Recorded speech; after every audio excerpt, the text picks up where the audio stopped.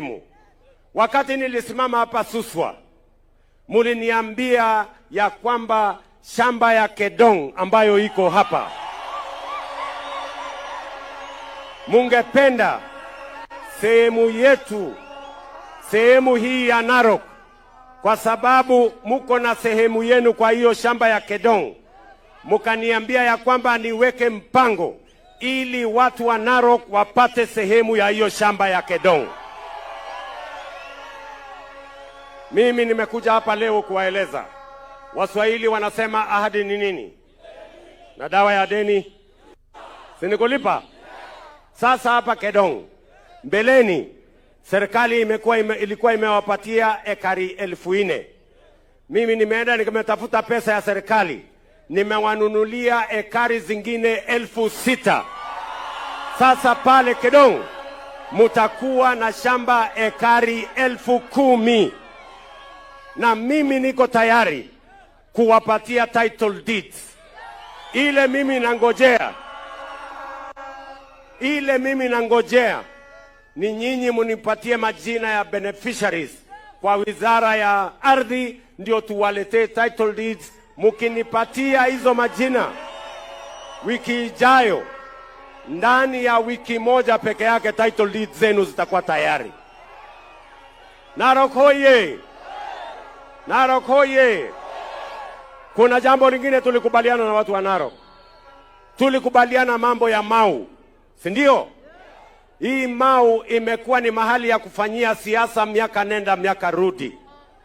Niliwaambia mimi nitakamilisha maneno ya Mau. Unaelewana my friends? Wengine walinitia fitina hapa, wakasema Ruto akiwa rais atakuja kujaza watu Mau, agawanye watu Mau iende kwa wananchi. Mimi niliwaambia haiwezekani.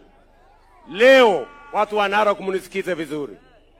Hiyo Mau sasa itakoma kuwa mahali ya kufanyiwa siasa, kwa sababu Mau ni msitu wa muhimu katika taifa letu la Kenya.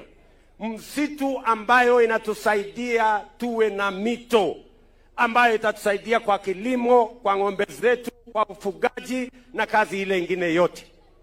Kwa hivyo kukomesha njama zote kuhusu Mau.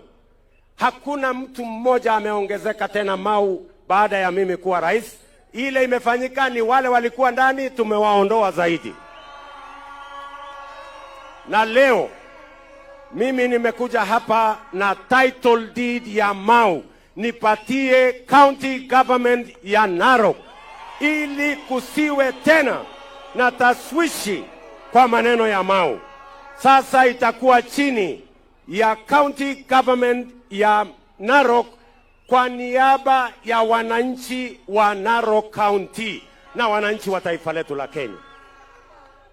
Na la pili, pia nimetafuta pesa ili kusiwe na taswishi yoyote. Tuweke fence hiyo Mau Forest. Tuweke fence.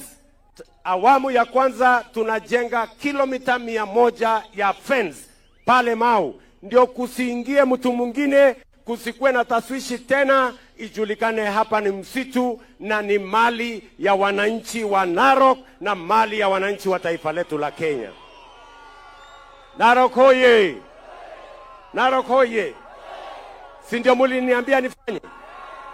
Si muliniambia nifanye? Sasa leo pale Narok Town, wewe mtu ya tarumbeta ngojea. Pale Narok Town leo mimi naenda kupatiana title deed ya Mau kwa county government ya Narok. Ndio tumalize siasa na tumalize njama na tumalize mambo yote, tuhakikishe ya kwamba msitu wetu uko salama, na vile nimesema nitahakikisha imekuwa fence, ndio kusiwe tena na watu ambao wataingia pale msituni. Tumekubaliana watu wa Narok? Jambo la 4 ambayo nimekuja hapa, nyinyi mlinipatia kazi ya kuongoza taifa hii ikiwemo Narok, si kweli? Mkaniambia ya kwamba mnataka airport kwa sababu Masai Mara ni ya muhimu sana. Mnataka airport international hapa Narok. Leo mimi naenda kuanzisha ujenzi wa airport hapa Narok. Mnanielewa? Serikali ya kaunti